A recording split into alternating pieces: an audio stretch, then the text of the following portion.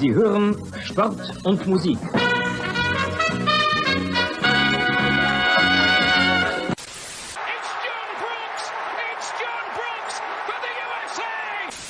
Spiel ist aus! Deutschland ist Weltmeister!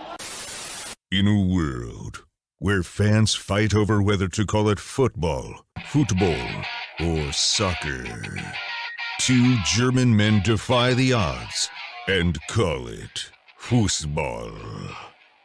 Bringing you inside the German-American football experience. And now, here are your hosts, the Schnitzel Boys.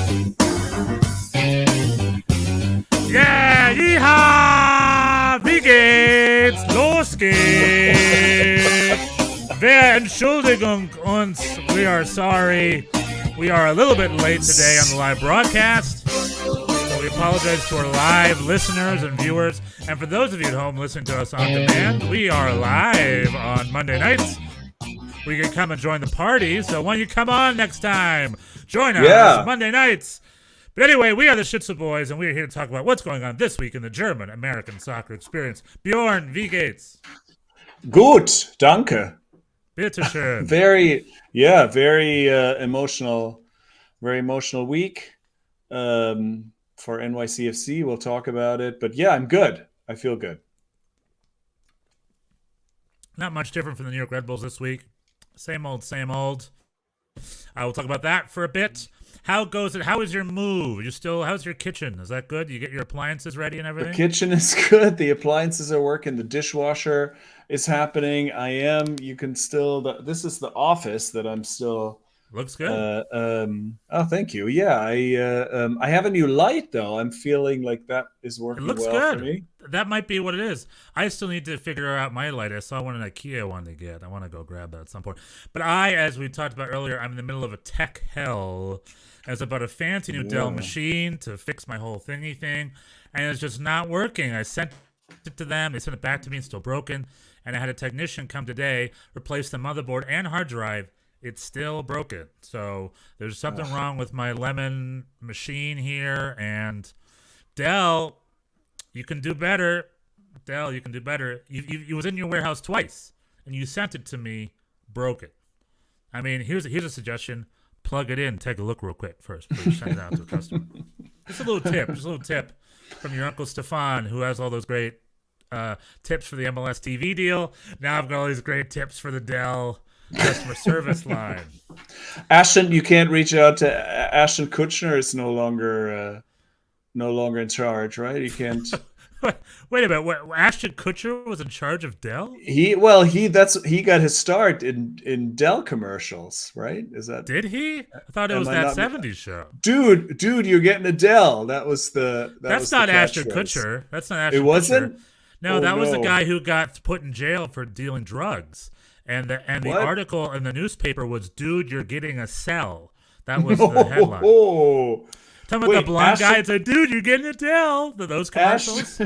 Yeah, that wasn't Ashton Kutcher. No way. He was not in those. No, not that I remember. Not that I know of.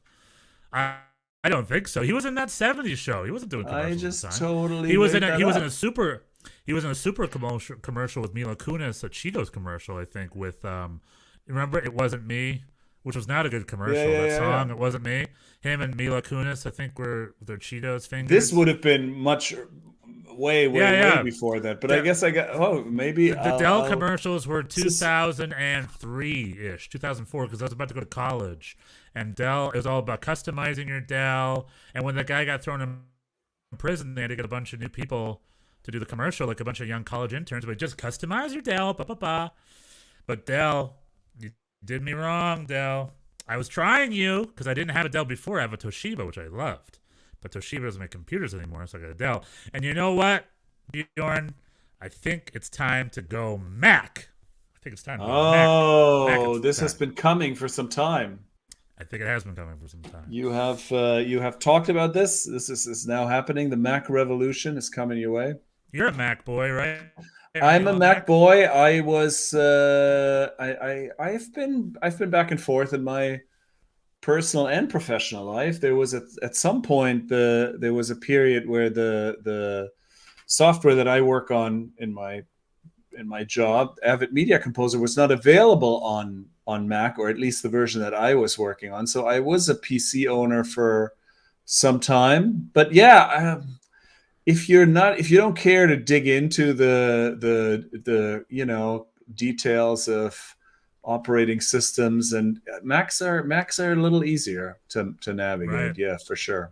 I've had, between both products, Macs usually give me less of a headache. They don't owe it. I've had problems with iPhones, but overall they're still pretty manageable devices. Where the headaches I've had with Windows machines, Yeah. You're kidding me. I remember Final Cut Pro was sort of industry standard forever, then that switched to Adobe Premiere, and Premiere is used now. But Premiere, I think that's the cross-platform, isn't it? Or Premiere can work on anything, and that's the downside with Apple. Apple doesn't really, it's a big company and they make most of their money with phones. So if you're a pro user of their product, like I've been for many years, it's sort of like you're a little bit at their mercy. Like sometimes they, depending on management, sometimes they care about you and sometimes they don't. They have, like certain things just disappear, or like there's never any commitment to legacy, any kind of legacy long-term pro customers.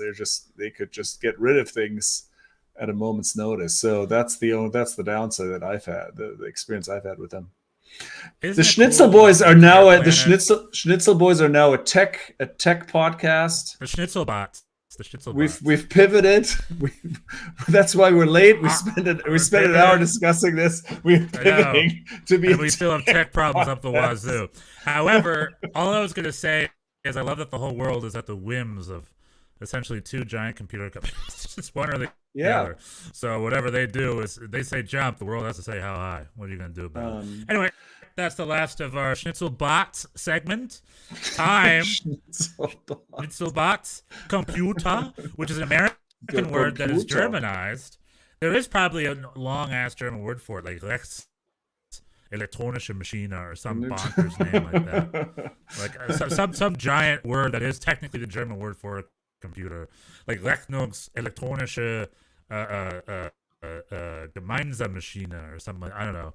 Something bonkers. Well, in Germany, we had Kraftwerk, right, who made robots and computers cool in the 70s already. So there's, Isn't Kraftwerk our outro song, or am I mixing it up?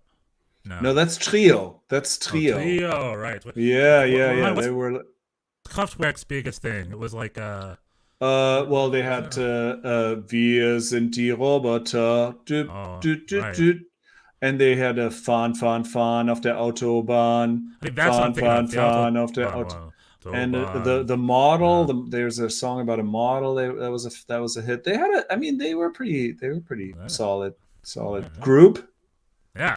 I remember as a kid they had a concert where they did, there were 4 members in the band and they did 2 concerts simultaneously, and in each of them they had 2 of the members and the other half was replaced by robots. Really? In both of these, and that was a mind-blowing. That was really, really and those are fake crazy. Robots. Because we're talking what, the 80s, maybe the 70s. So like, the funny thing is, although that was their aesthetic, they're still playing on analog instruments and things like that. It's not like there were actual computers involved. No, those were synthesizers. No, they didn't play on. Synths? I think those. Synths? Yeah, they were synths. Synths is digital music. Synths is digital music, right? Yeah, synths. I love synths. The sound of the 80s, the synth wave. Boom, boom, boom, boom. Do you like John Carpenter? The director? Yeah. I watched The Thing. Not a couple, like a week ago. I love The Thing. It's one of my favorite movies. Very good. But in addition to making movies, is also a synth music composer. So all his A lot of his music, synth music, and I love it. Anyway, this isn't the Schnitzel. The Schnitzel picks. Hour, the Schnitzel picks. Schnitzel picks. No Schnitzel box. No Schnitzel picks. It's time for Schnitzel boys. So let's go right into it. I know you want to talk it. You just came off our friends, the Blue City Radio's podcast, Talks about NYCFC. You had kind of an up and down week because you had a heck of a weekend, but then you had a frustrating midweek. So let's start with the midweek.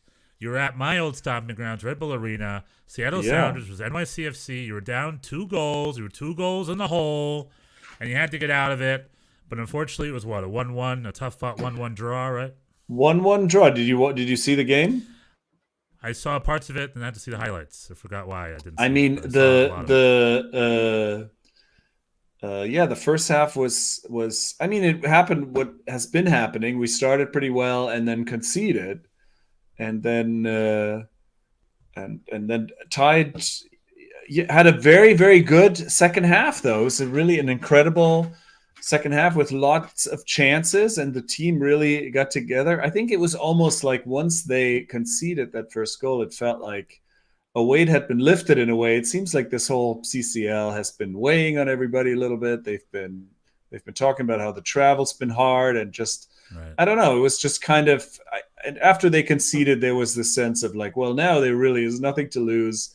We're down 4-1. We lost that away goal advantage, the one sort of bright spot of the first week, and so at that point it was like, now it doesn't really matter, and the team really came together, and they had a great second half. And I don't know, there's the Post 90 podcast. They put a compilation on Twitter of the missed chances of the second half, and it was really just incredible. At some point, they hit the post twice in a row. Stefan made some crazy saves. Also got lucky a couple times. Save. He had a really good save. Yeah, that I did see, leaning over and put the thing. Stefan is good for a save every now and then. Really good one. And so, yeah, I kind of left that game really feeling good almost. Because it did feel like the team was getting together, and they played really well, even though, I mean, it was obviously frustrating. So there was gold at the end of the tunnel. No, that's not the right phrase. There was light. There was something. I mean, I know you are not an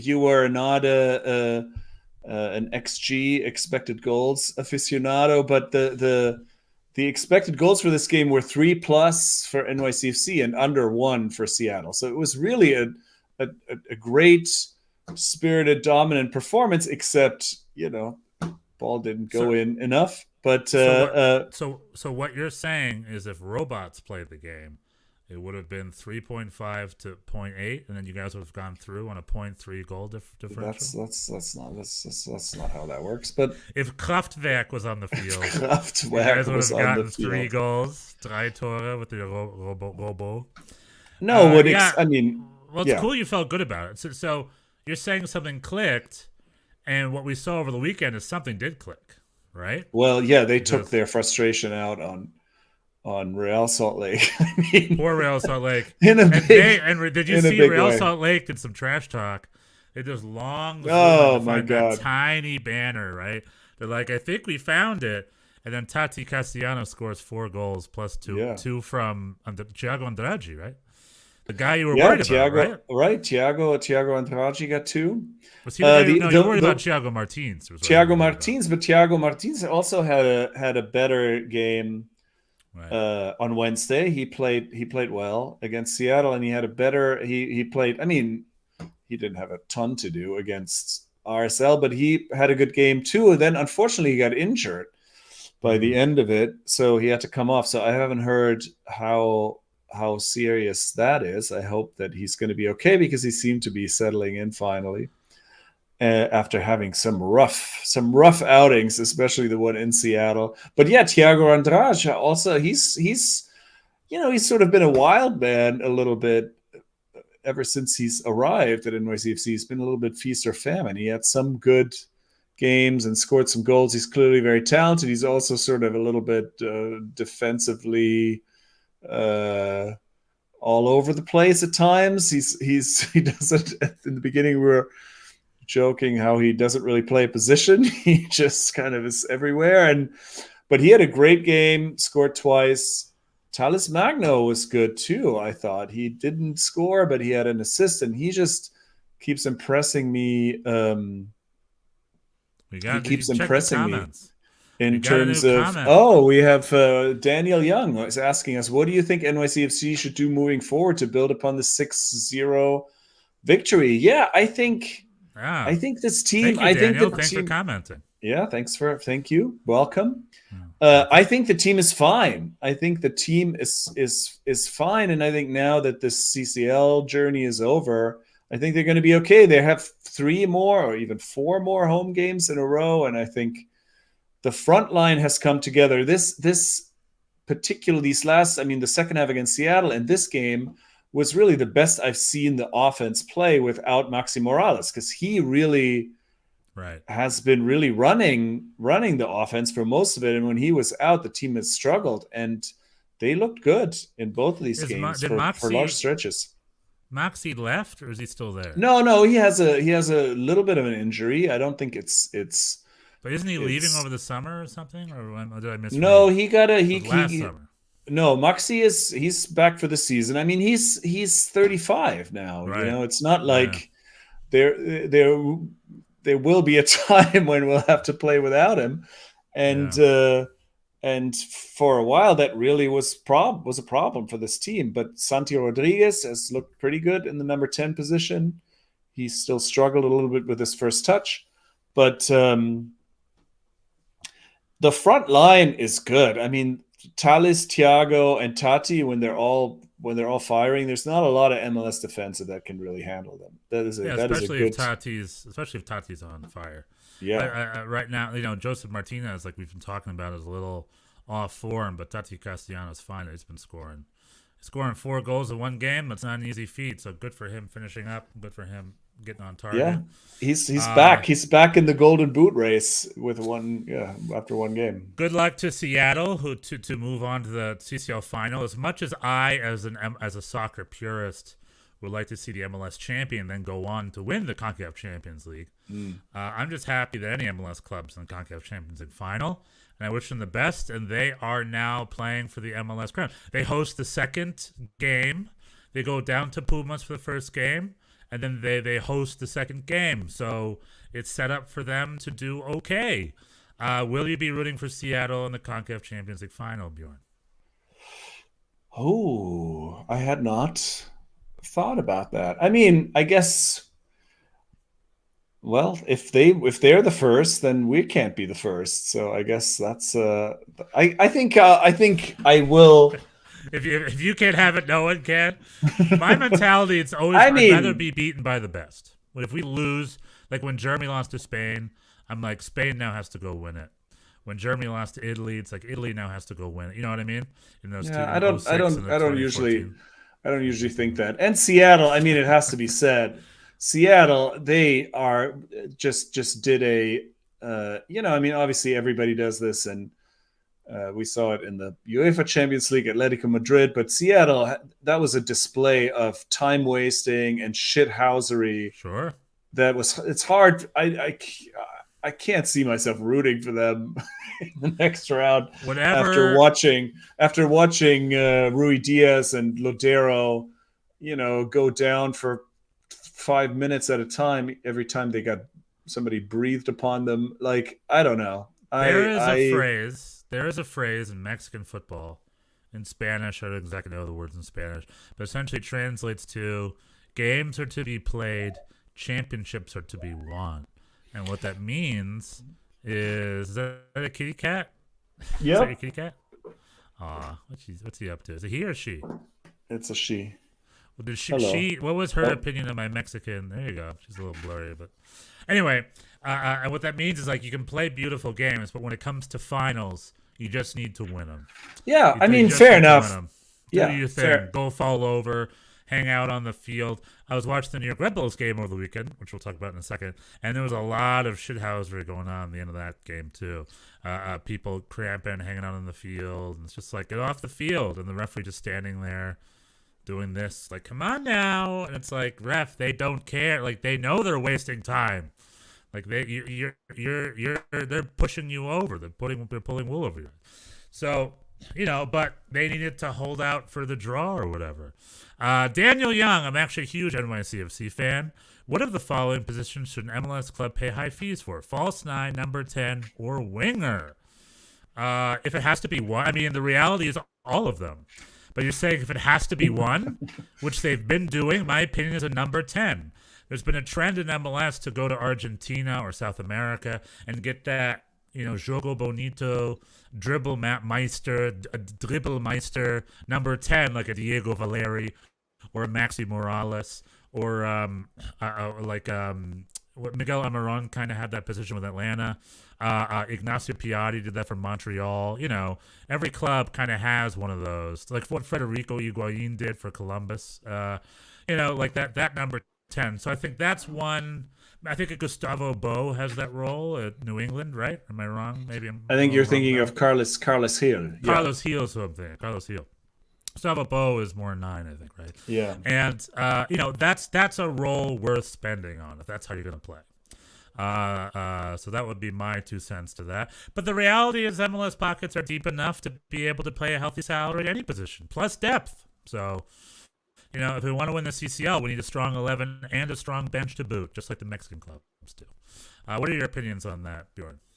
Yeah, I would agree. I mean, it's I like your answer. I think the number 10, there's very few really domestic number 10s or players that although now Montreal Mihailovic is playing really well, and he's a younger younger American homegrown. I think it really depends. I mean, if you look at Tati Castellanos, he has not been very expensive. He was has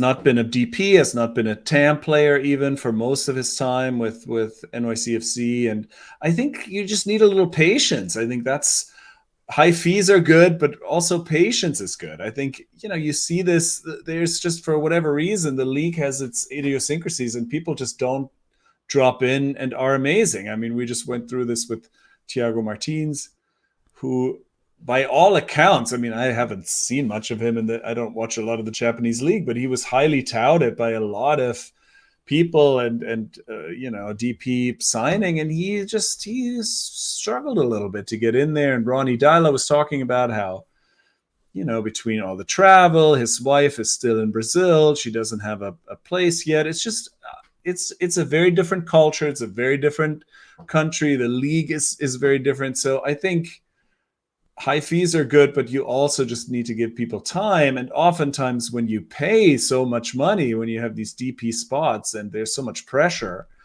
on these arrivals to immediately deliver, that sometimes people are underwhelmed, like when Atlanta has paid big money for these towns like Barco or PD Martinez. Has not always worked all that well. Yeah, 100%. Two things.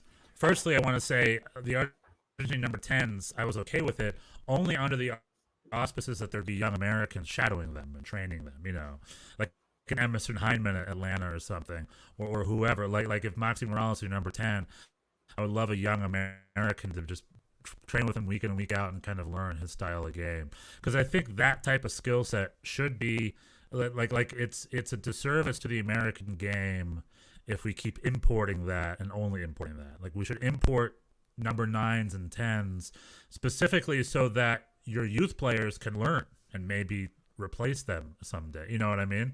Like, I would love to see that 10 position and that skill set be available out of the youth academy, which we are seeing. Hopefully the fruits of that is coming soon. The other thing is adaptability 100%.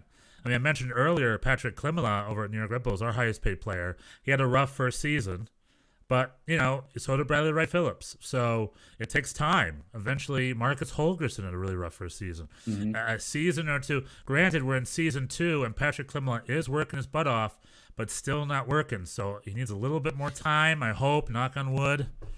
He is still having problems finishing and just getting the ball in the back of the net, which is our biggest problem right now as the New York Red Bulls, is finding someone to just finish that last moment, being critical in the box. We do not have that going on right now. But I give it time. I mean, air travel takes time. The climate takes time. The culture of the league takes time. Like, everything takes time. So hitting the ground running is rare. And that's why that's why I was really impressed by someone like Sebastian Giovinco, because he showed up and he freaking destroyed all of us. He just right away. He had no transfer time at all, and that's very rare. That's very, very rare. Yeah, that's true.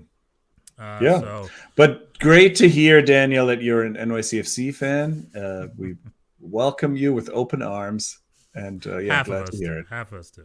Nah, I'm just joking. We're all New Yorkers here. We're all New Yorkers. How was your trip out to Red Bull Arena, Daniel Young? Did you go out there and be like, hey, it was packed, right? Was it hard to get, like, it was hard? Did you have to squeeze yourself in the stadium? It was packed. It was like what? It was like standing room only or something. That's what I saw. Are you? Is this some kind of sarcasm? I'm being facetious, of course. I mean, they were like 5,000-6,000 people there. It wasn't a huge, but people. Oh yeah, that's what, one subway load of people.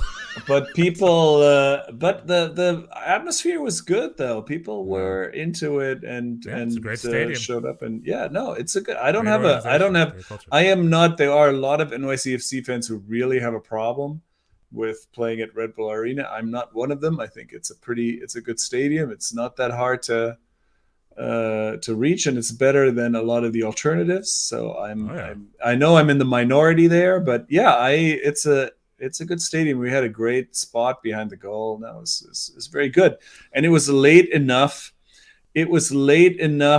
That there was enough time for pre-game sangria and Portuguese food and the Ironbound. So it was a pretty. Where'd you go? We went to Iberia. All right. Is that the one right over the bridge? Right? Well, Iberia is the one that offers that has a big parking lot, so it's easy. Okay. It's easy parking, except on a Wednesday night. Apparently, the parking lot closes at 10. The game was started at 9, so we didn't have that. We couldn't take advantage of that part of it. But the food was great, and the sangria worked. I don't remember where they were, but they were right across the bridge. One was right at the edge of the bridge. There's a bunch of places. I mean, I've been to, over the years, I've been to like 4 or 5 different places, and they've all been solid. Yeah, it's pretty sweet. As an NYCFC fan, I thought that Red Bulls will finish number 5 in the East. I think they should build upon the number 1 ranked defense from last year. Yeah, and they are. Defensively, they're pretty solid. It was a scoreless game over the weekend. They hold the ball. Their defense is great. Aaron Long was up and about. I love watching the academy kids play. John Tolkien is having a breakout. He's building upon his breakout year. Frankie Amaya is having a great year this year. And Omir Fernandez, I believe, has a lot of potential. Speaking of those American number 10s, I think Omir Fernandez is one of those examples of an American dude who can take that role. Willie Carmona and Christian Cáceres, who left, right? Is Christian Cáceres? No, Christian Cáceres is still playing, I think. Sorry, my memory doesn't serve me well. But either or, the players they create are solid players. They got a good Tom Barlow's there every week. God bless him, doing his thing. Maybe he'll get better. Who knows? And Patrick Klemala, Ashley Fletcher, Luquinhas. These players still have to integrate. Luquinhas and Ashley Fletcher, both from overseas, Brazil and England respectively, still have to integrate a little bit. But again, it's a really solid workman-like roster. You know, if we had to describe an American Vex elf like a Bayer Leverkusen, it would be the New York Red Bulls. They're a Vex elf. No real stars. It's a collective unit. A lot of homegrowns. They have their style down pat. They know how they play. All they need to do right now is don't have terrible goalkeeper errors like last week, which they did not have over the weekend, and B, score goals. Figure it out. I mean, last year they won every game 1-0, and it's like, let's see if we can't win a game 2-0 one of these days. Let's get a second goal in there. So we're still working on that. That's the Red Bull season goal. Win one game 2-0. 2-0. I mean, I'll take a bunch of 1-0s. Okay, that's New York Red Bull special. Yeah. But I'd love to take a 2-0 or a nice 3-1 would be nice. Hey, maybe a 5-0 one of these days. Daniel Young, I will be attending the Citi Field game. I did not attend the CCL match. We're playing Citi Field next week. The Red Bull team has an identity I wish NYCFC had. Thank you, Daniel. Thank you for saying that. The Red Bull's identity is pretty clear. Wait, what? Do you have something to say? NYCFC has an identity, though. Like, when I see them play, I get what they're doing. They are playing possession. But it is very much a Man City versus RB Light. It's like Liverpool versus Man City. Like one's a high press, like you can have the ball, but we're going to bring it up and high press it. And Man City, NYCFC is all about holding the ball and just moving it up the field, So, Well, but I mean, I think I would say that Ronnie Dalla, when he took the team over, has also formed a very strong defensive identity that the team didn't have before. So I think they have a very distinct style on both ends of the ball, and so yeah, I mean, obviously the Red Bulls are, it's more of a very distinct style almost internationally. But yeah, I think the NYCFC has an identity. Daniel says that the defense can be shaky. I think a lot of that this year, I think we can pin on the arrival of Thiago Martins, which I just said, which we were talking about. He just hasn't been, it's taken him a while to adjust, and hopefully, I mean, the signs are there that he's settling in, and hopefully his injury's not bad, and he'll play bring an some academy stability. kid. Come on, bring an academy kid through. Play an academy. Well, kid. I was watching NYCFC 2 on Saturday, and Samuel Owusu is playing center back for them, and it's looking very good. Romeo Beckham got red carded. David In Beckham's NYCFC, son? David Beckham's son plays for Inter Miami too. How are his crosses? He Trip off the did not connect, and he got frustrated and got sent off at the end. But yeah, NYCFC 2 got a 7-0 victory in their game on Saturday. This has to be a record. This has to be a record. Well, for what it says is certain programs are more developed than others. So Inter Miami 2 had not lost a game so far in the season. Yeah, they had to. Right. This was hey, Ref, this was do you know unexpected. who my dad is? Ref, do you know who my dad is? Oh, here we go. You're giving me a yellow card. Ref, do you know who my dad is? David Beckham. Ref, my dad owns his club. You can have your butt on a trolley cart in a heartbeat. And Phil Neville's son Harvey also is playing for that team. Harvey Neville. Do you know who my dad is? Do you know who my dad is? My dad is Phil Neville. My uncle is Gary Neville. My grandfather is Neville. That's his name. My great grandpa is that real? I didn't even know that. That is his name. Yeah. That can't be Neville. No, his name is Neville. Why who names your kid Neville if your last name is Neville? the Neville. Neville and Neville. My grandpa is Neville. Now, I know that sounds like a children's cartoon character, but it's actually the name of my grandpa. Neville. The one mad, so I do remember that was something that I will tell my grandkids when I'm 70 years old, is the August 2018 match against New York Red Bulls. I was there. On YouTube, you'll see footage of the post-match brawl. You're talking the 7-0. You're talking the police breaking up the fights after the game. Wait, what? That was not 7. That was not the 7-0.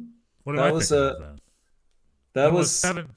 The 7-0 was early. That was 2016, no?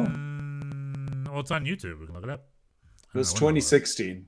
It was Help 2016. us out, Daniel. No. What game are you talking about then? That was a 1-1. Was that the one where Eloy Amagat got red carded? Maybe. I might mix up. All I know is the one I remember most is the 7-0 Yankee Stadium. I don't remember the most. And I was at that game. I don't know if I was at this August game. I might have been. Who knows? Anyway, let's news that we did. That's our New York hour.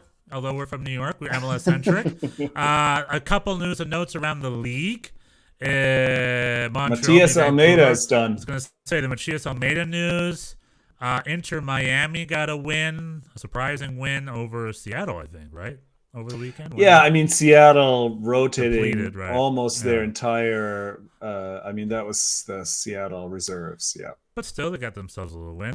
But yeah, Matías Almeyda, after spending months bitching and hawing and just making fun of the San Jose Brass, was finally let go over the weekend after a 2-2 draw. And Matías Almeyda's let go. And I'm very curious. Matías Almeyda's stint at San Jose was not amazing. It was an amazing hire. It was No, an it was not. amazing get. Like, it was an amazing get. Like, he was the hottest coach of Mexico. He was leading Chivas USA. Excuse me, Chivas USA. Chivas de Guadalajara. Chivas USA. Rest in peace. Chivas de Guadalajara was only surviving under them. I think they won the CONCACAF Champions League, beating my Red Bulls that year, and then eventually Seattle, I believe, right at the final. And so he was a big get. And however, when I saw that, I'm like, San Jose doesn't have a lot of resources, so I hope he's a magical coach. And you spent the 2 years there bitching about his lack of resources.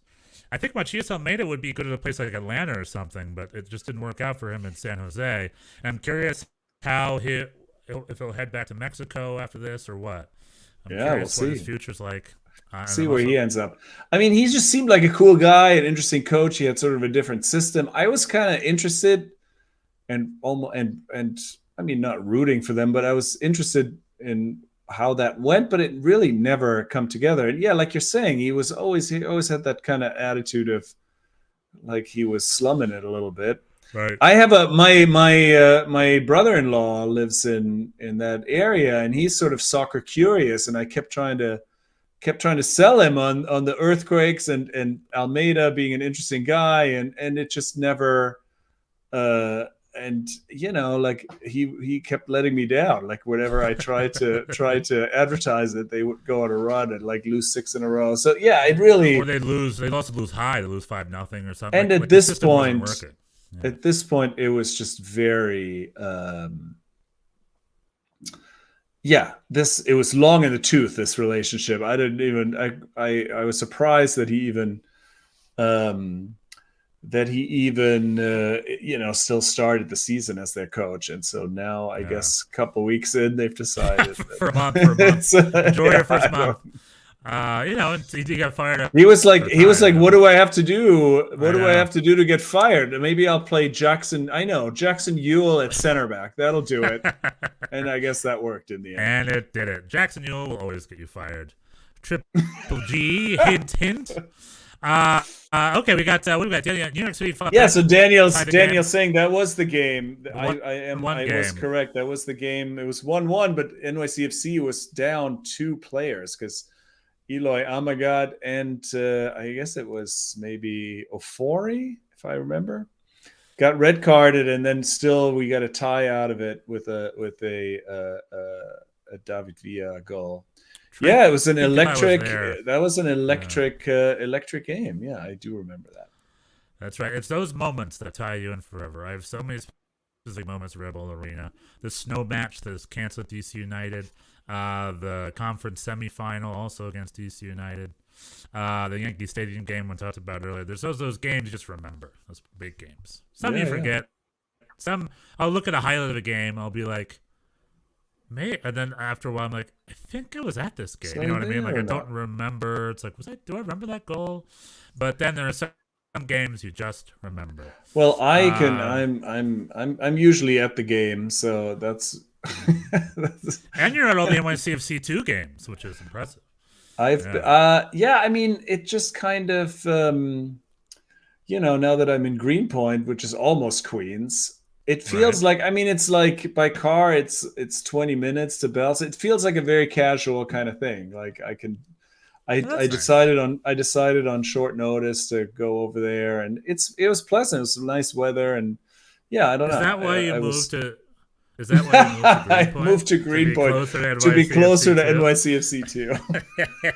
You moved your whole family to? No, that could never. I mean, that would be ridiculous. Who would do that? That couldn't be the case. No. You're just gone constantly in St. John Stadium. I just sort of, I don't know. It just seems like, yeah. I was like, this is NYCFC 2. This is the junior. This is a local. The baby pigeons. The baby pigeons. The baby pigeons. It's NYCFC 8 playing. But anyway, any last news and notes? Any MLS things, topics you want to talk about? I think any other notable scores? Man, we have Minnesota beating Colorado. I don't think so. It seems like Austin's having a good season so far. It seems like Austin might be good. It seems like Atlanta and Columbus are going to be bad. Maybe, I don't know. Yeah, which is especially surprising for Atlanta. I think Gonzalo Pineda's days are numbered. He had such a positive start. And I thought he was such a great hire, but it's not looking like it's clicking down in Atlanta. Charlotte got another L, another loss. Toronto. Although they've also really. there aren't, like before the season, we were thinking Charlotte's going to be terrible, Cincinnati's going to be terrible. There aren't these obvious, all those teams, everybody is averaging at least a point in the East. There's nobody who's really terrible. And even Miami now won 2 in a row. So yeah, it seems like the West the East is pretty even. I'm of course hoping now that NYCFC will move their way up from the lower reaches of the table to, we got to get past the Red Bulls at least. Come on. At least, right? Let's be real. This is the mystery of MLS. No one knows how good anybody is. They just move forward and results happen. The beauty of MLS. We'll never know what's going on. And like I said, like a New York Red Bull, I am a spoiled snob, as we have made the playoffs, I believe 12 or 13 seasons in a row. Yeah. And I expect nothing less than another playoff appearance this year. So, los geht's. Okay. Rüber zum Deutschland. Bundesliga. Bundesliga, which is also. Oh, you want me to play the thing?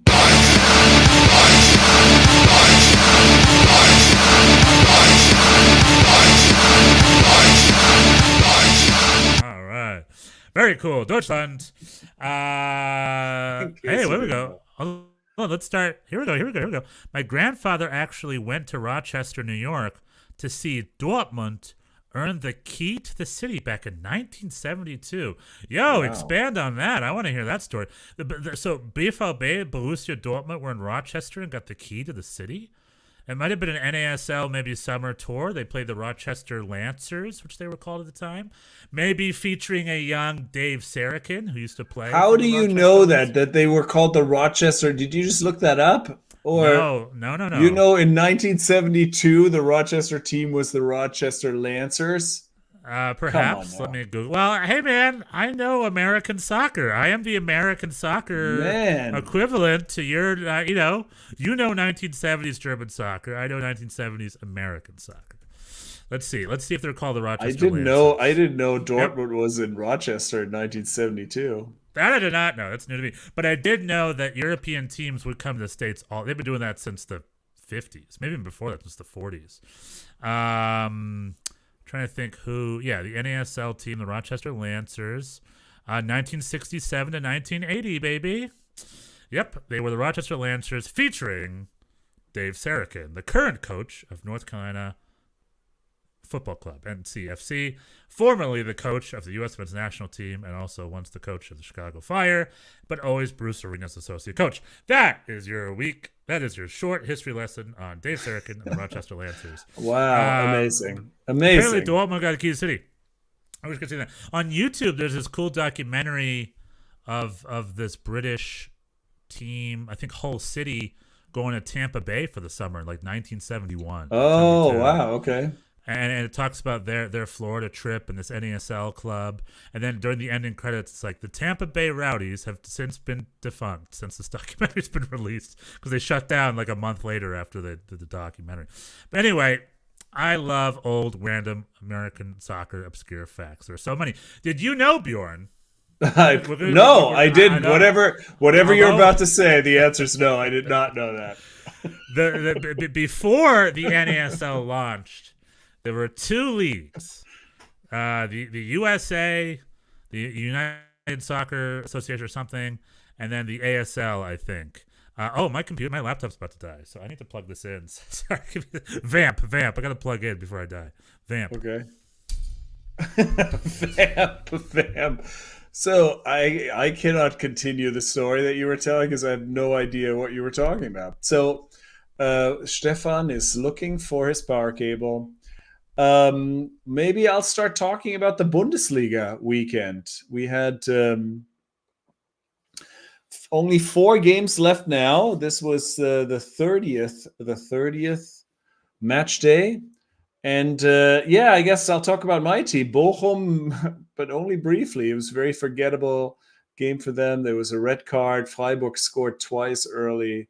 and Bochum could not recover and lost pretty lackluster 3-0 on the road in Freiburg. And even the coach got red carded. And I think that was a misunderstanding, but I'm going to wait for Stefan to come back because I have to ask him something. The team, there were a bunch of teams now in the Bundesliga that are really not doing well. Like Wolfsburg is one of them. They had a brief moment earlier where they looked like they were going to recover, but now they're really struggling, and they lost 6-1 in Dortmund.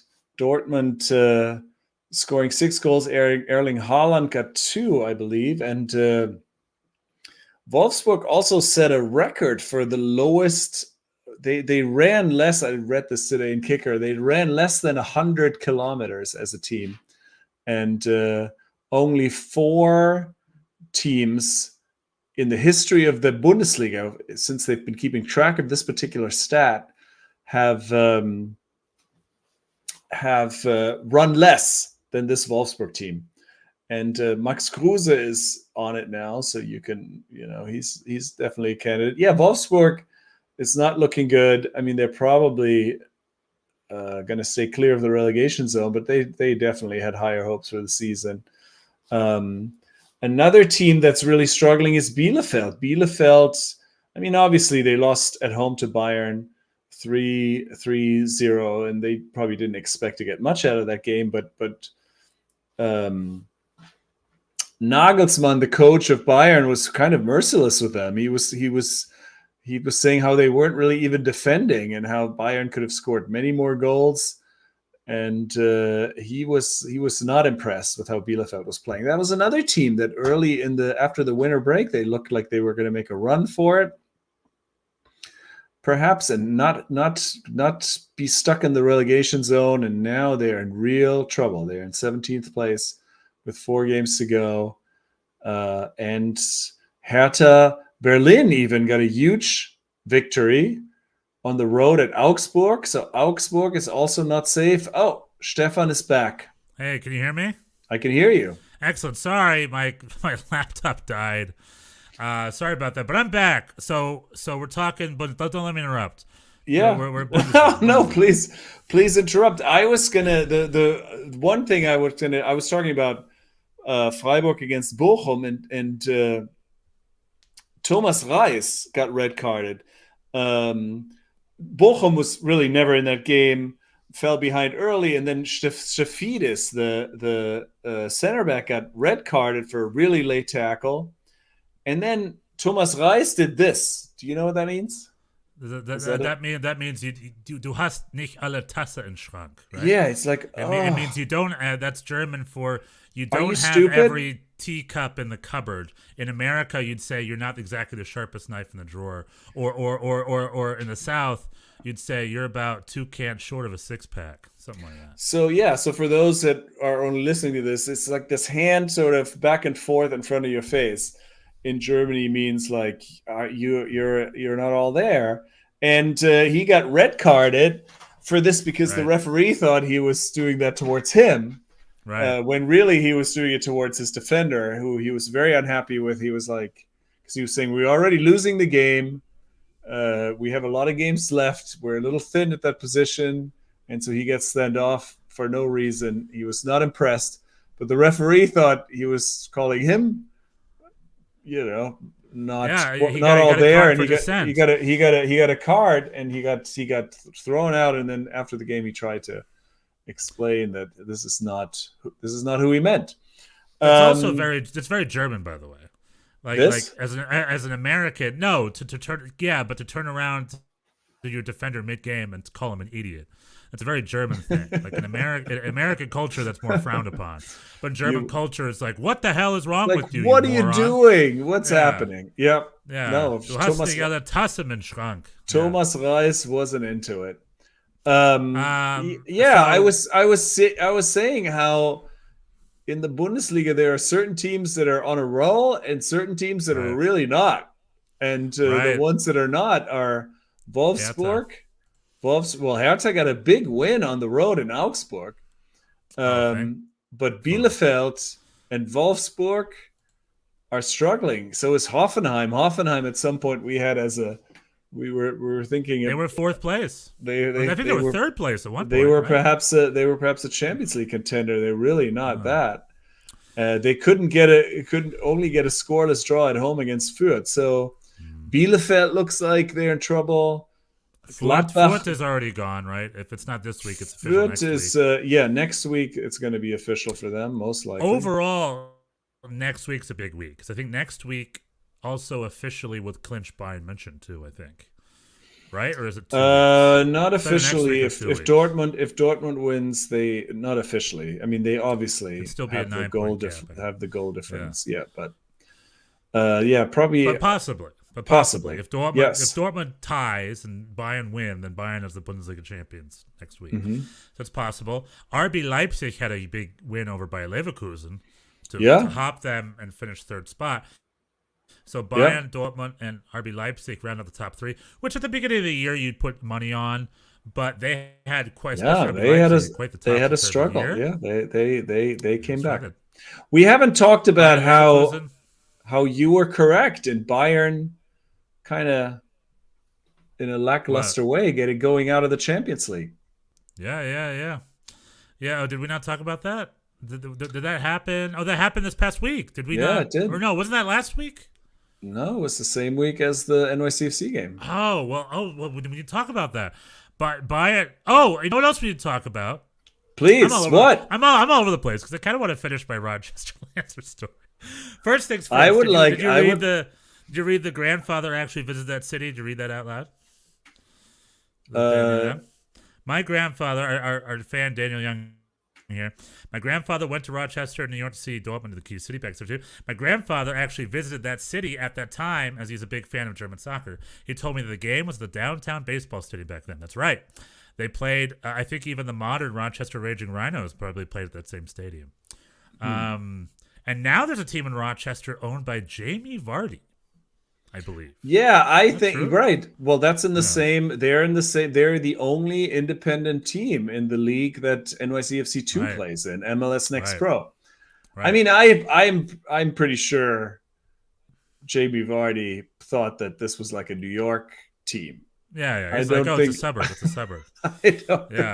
I think the first time, there's a reality show to be made about Jamie Vardy's first visit to Rochester.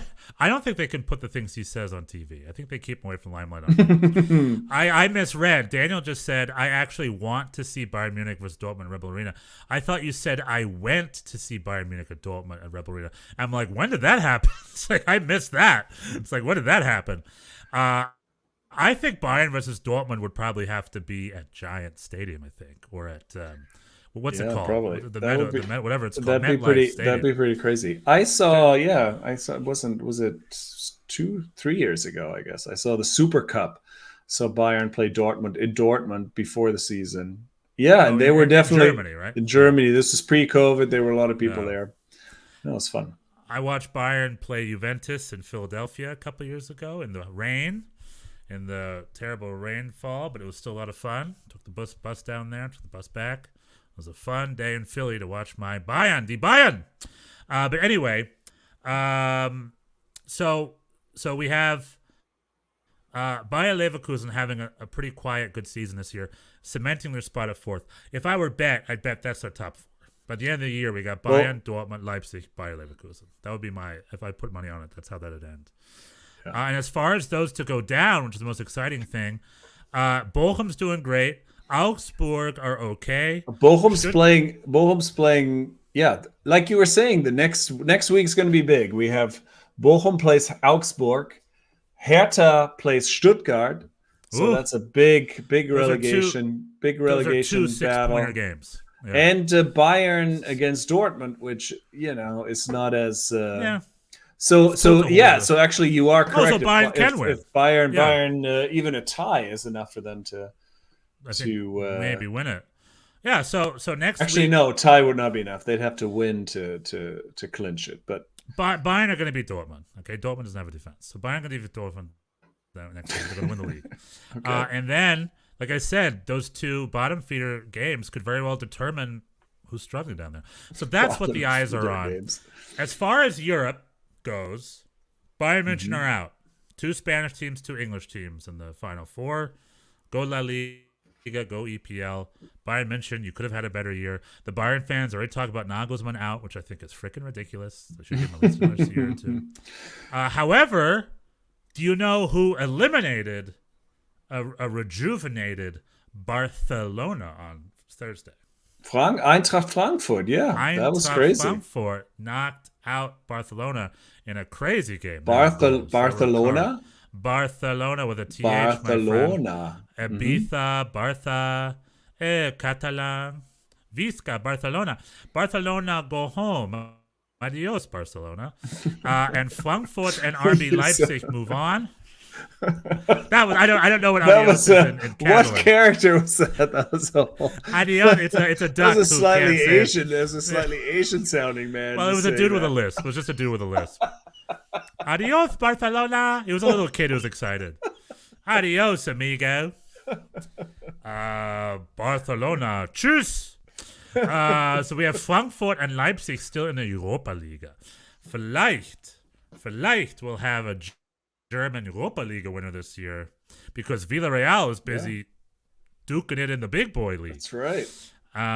So maybe a German club will win it this year. We'll see. Who do we got? Who is left in the Europa League? Is it the Final Four now? It's West Ham, Leipzig. Are the Rangers still in it, or did Braga Rangers? Yeah, that's it.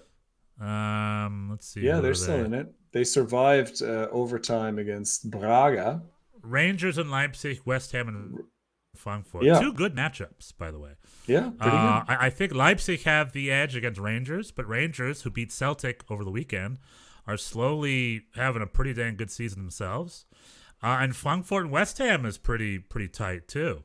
West Ham are also having a pretty dang good season. Be interesting to see how those are some exciting semifinals. The beauty of the Europa League, it's more democratic. It's more it's more of a surprise. It's more open, where the elite clubs. And this would be a 5th Champions League spot for if one of them can win it. That'd be pretty cool. And Frankfurt had a lot of road support in Barcelona. Daniel's saying he heard that there were 30,000 Frankfurt fans. That's I don't know if that's like a big number, but they all were wearing white shirts, so they were very organized looking, and it was an impressive showing of the Frankfurt Road fans. I know. I don't know if there were 30,000 of them, but that'd be a lot. And Daniel is saying he's congratulating Leicester City for making their first ever European. This is the Europa Conference League, which I have to. That's the be honest. League, right? I'm paying very little attention to. I have to be honest, but it seems like you're not watching. You're not watching every Conference League game. I was not watching the Conference full anticipation. League. Third tier. But that's the. You know what I want to see? I want to see a European competition that features only second division clubs. No top flight clubs. It is freaking it's Poison Munster versus Frosinone in Italy or something like that. That's what I want to see. It's like sounds great. Yeah, let's sign me up. I'll watch that. I guess Schalke could be in it. Yeah, Schalke, Werder Bremen, who are tippy top of the Bundesliga Cont'd. It's looking like Werder Bremen are making their way back. Schalke second. I think Schalke are maybe second, right? I think Hamburg is the only club that just cannot get their act together. They're just a Bundesliga Cont'd club now. After many years of never... This is just kind of their thing. Yeah, they're not making it this year. Third. Schalke's in first. Look at that. I have not checked. Schalke is in first. Werder Bremen second. St. Pauli third. I would love for St. Pauli to make their way. I have a special spot in my heart for St. Pauli. A punk rock club in Hamburg, good club. For sure. I would love for them to make their way back up to the top flight. So, St. Pauli, ich drück der Daumen at you. I am giving you the thumbs up. I wish you the best of luck. Fingers crossed. So that's what's going on in Germany. Translation, we'll see. Well, it literally means pushing thumbs, right? Isn't that what like this. This is what you do in Germany when you're rooting for something. You're pressing your thumbs, and this is supposed to help. Yeah. Nice. And also, remember, this is a German 3. This is an American 3. Never forget. Okay? Inglorious Bastards. The German, right. No, true. Also, that was baseball, actually. That's how you do 3 outs in baseball. You always do that. There's 3 outs. Yeah. Or is it this one? Is it the opposite? I think it's the opposite. It's one or the other. I remember at Little League seeing coaches do this. Is it this? I don't know. Daniel, help us out in baseball. Is it this? That means you're an asshole. Yeah, that's what that means. This means 420. This means 420, which is on Wednesday. I have a show on Wednesday. 420 special. For anyone in the Los Angeles area, come out to the Pack Theater. You can see your Schnitzel boy Stefan performing live Wednesday nights at 8 o'clock at the Pack Theater. Anyway, this isn't the Stefan plug hour. This is the German American. It can be. Daniel Young, have you? It can be. Daniel Young, have you enjoyed the interaction between the Schnitzel boys and the German American football experience? Don't ask that question. What if he says no? Well, because then we have to get better. We have to go away and learn and train and get better and be the real German American football experience. All right. I mean, we're as real as as real as it gets. Yeah, that's apple pie and apple pie. Cool. Yeah. So we have a big day. Any thoughts? Any thought? Big day.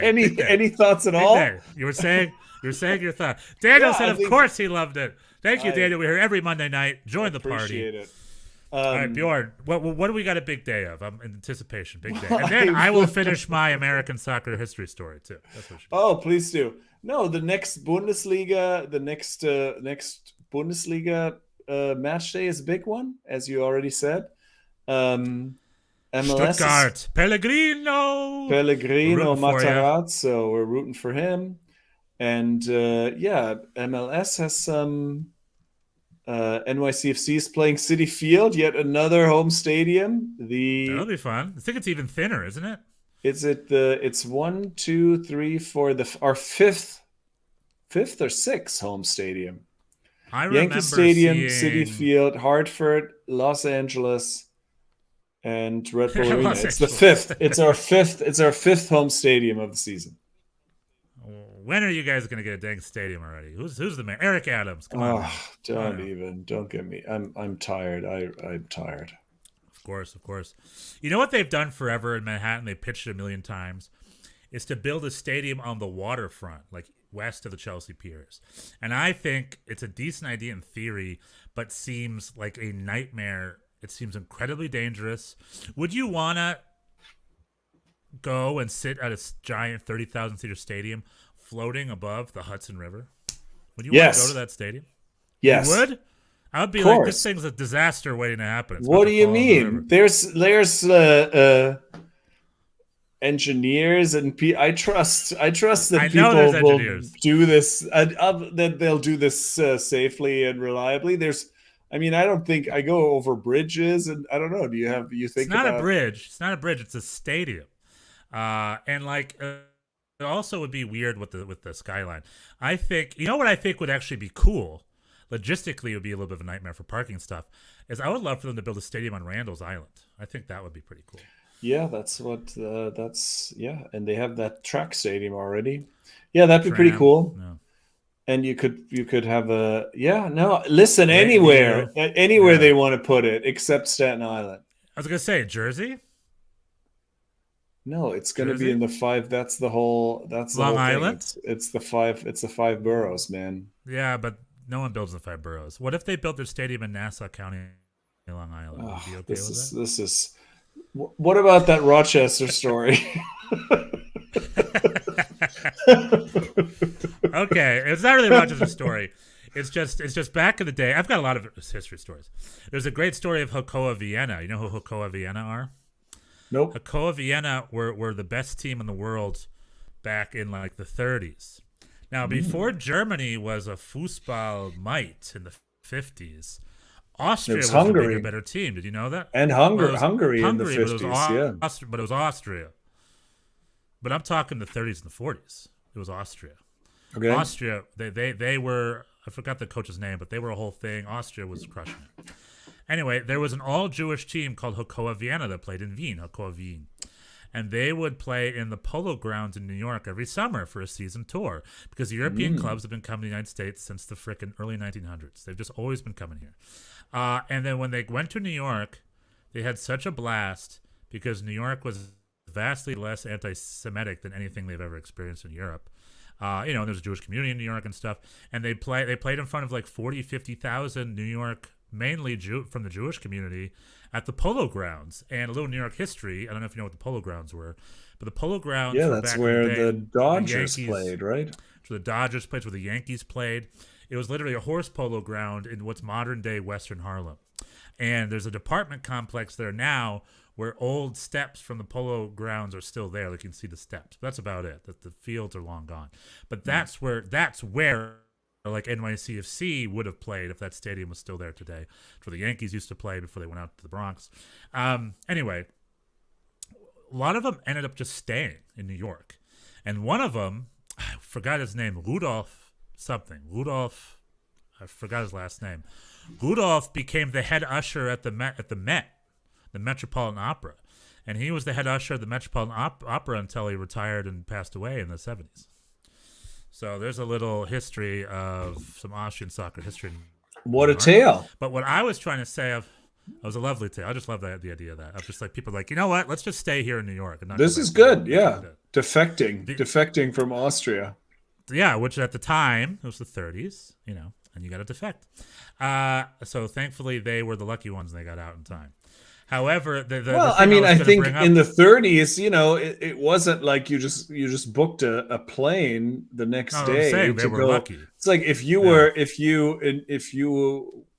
did you crossed the Atlantic, that was your chance, right? You probably weren't gonna do it again. That was probably a once in a lifetime thing. It was also like, so if you liked it there, you should stay. It might have also been a boat trip across the Atlantic. Oh, interesting. Yeah. So it's not like they're. But the reason I wanted to bring up Rochester is because the NASL, before it was the NASL, they merged to become the NASL. It was two leagues: an American league with American players, and then a league where foreign teams like Eintracht Frankfurt or Stoke City would spend the summer in an American city. Specifically, the Cleveland Stokers, which were an old Cleveland NASL team, were just Stoke City in different jerseys. They were just rebranded. And so Stoke City were in Cleveland in June and July and August playing summer friendlies and games. But that was the USA, the United Soccer Association. This is in 1967. And I think they did something called ISL before that in the 60s as well. And so the way it was teams from all over the world. I think a Brazilian club would be in Dallas, like Frankfurt would be in Pittsburgh, and then the Stoke City would be in Cleveland. So over the summer, they'd think they're going to these local games. So this was like the American teams with these jerseys. This was like the American version of NFL Europe. Yeah, exactly. It was like the polar. Exactly, it was like an version of that, except Soccer America. Except they're real teams. And then what happened was when the seasons in Europe started, all the teams left, and then they spent the next month or two replacing them with local college players and stuff. And there was just a huge dip in quality. People would show up and be like, "Who are these? Who are these guys?" It's like, these are not the same players from last week. Like, this is a very different soccer game. And then it was just obvious that they were essentially had a bunch of scabs for the last month of games. And that was the ISL/USA, which are early proto leagues of pre-NASL American soccer. That's what I wanted to say. I just love that concept. All right. Imagine if NYCFC was just Manchester City for 3 months in NYCFC jerseys before they went back to England. Would that be nice? It's sort of hard to imagine that happening in this day and age. It's And then a week after they left, it'd be NYCFC 2, the college kids. Yeah. Then they're playing the same games. I know. Right. I mean, you kind of, that's interesting. Well, amazing. All part of the wacky history of American soccer. The wacky, stories, which is wacky. Yes. I know. We should have a book club. We should start the American club? Soccer, the Schnitzel Boys German-American Soccer Book Club. I have a whole bunch of books on my shelf. We could do it one week at a time. I'm down. I'm sure. Yeah.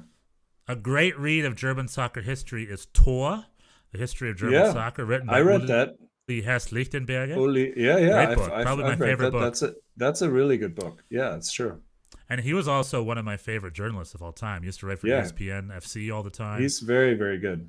Yeah, Uli Hess Lichtenberger, but he hasn't written in English in years. I think he started his own. He started elffreunde.de, and I think he's Yeah. So shout out to Uli Hess Lichtenberger. You are a great ambassador for German soccer, the English-speaking audience. Thumbs up. Anyway, any last thoughts of this week in the German-American soccer experience? No, I'm like I said, it was very emotional. There was a lot going on. I'm looking for a little bit more of a relaxed weekend. We're playing Toronto at Citi Field. We'll see how that goes. The last time we played Toronto at Citi Field, that did not go well. That was a playoff game. That was a playoff game in 2019. 2019. The team had been very good all year, and were really favorites to go far for that playoff. We won the East that year. Dominic Torrent was still the coach, and had a home game against Toronto. And we Maxime Chanot kind of had a header into nowhere, and we fell behind. Then Izzy Tajuri-Shradi, now of LAFC, he had a crazy goal, by the way. Did you see Izzy score for LAFC over the weekend? Oh my God, you gotta look that up while I tell this story. And so, anyways, it was 1-1, and then in the 87th minute, Ronald Matarrita, who now is no longer with the team, just had the worst tackle in the history of tackles in the box. No reason. Richie Larea had a run over the right. There was lots of help in the middle. He wasn't going anywhere, and Ronald Matarrita decides to scissor tackle him in the box. I was at the very opposite end of the stadium and was like, this has to be a penalty. It was pretty obvious. And then that was it. So we lost 1-2 at home to Toronto, and that was the end of that season. And that was really when it kind of, became obvious that we were struggling in the playoffs. It was like the first round exit for the third or fourth time in a row. So yeah, so that was the last time that we played Toronto at home at Citi Field. You didn't struggle last time, so you had a good playoffs. One of these times. No, we did well. But Citi Field, we've played there twice, and I don't think we've won. I think we played Columbus there once in the regular season. That was a tie, and then Toronto we lost. So I don't know. We have yet to win. We have yet to win a game at Citi Field. We have yet to win a game wearing this new jersey. So a lot of opportunity for improvement. I just saw Israel Tajuri-Shradi's goal, and that is a great goal. I miss that guy. He's just a fun player. Like it's too bad we couldn't keep him. Lost him to Charlotte in the expansion draft, and then they handed him off to LAFC immediately. I'm not sure who they have on their team who's better than Izzy, but anyway. The old MLS roster rule accounting. Yeah. That journey. I heard Milwaukee's a German-American city. Milwaukee is a German-American city. Very German. I think I went there once, and I got off the airport, and the first thing you see is a German beer hall right in the airport. Oh, I've never been to Milwaukee, but can I give you a little secret? Most cities are German-American cities in this country, because like any city, they have roots from all over the place. Italians, Germans, Irish, elsewhere, obviously, from before that. Asian Americans, African Americans, you name it. They all have ownership of different cities and the roots of this great country of ours. Germans, just like anybody else. So Milwaukee is German American because they brew beer, there's coldness. A lot of Swedes, too. The Germans and Swedes went to hang out in the Midwest. I'm just telling you that everybody is a beautiful person, and we all claim ownership of the life we live, and we're all just one big happy family. That's what I wanted to say. All right.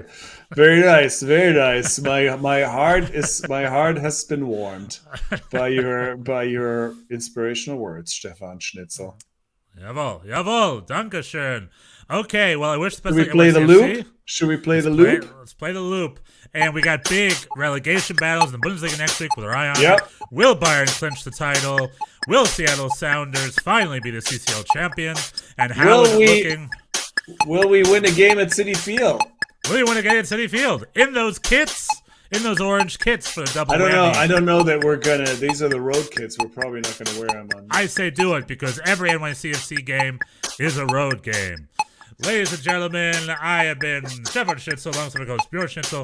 This is the Schnitzel Boys, the German-American football soccer experience. We are live every Monday night at 6 p.m. Pacific, 9 p.m. Eastern, usually, unless there are delays, on Monday nights. If you're listening to this podcast form, leave a review, rate us, tell your friends, like and subscribe. Subscribe to the channel. Tschüss, bis Wiedersehen. Tschüss.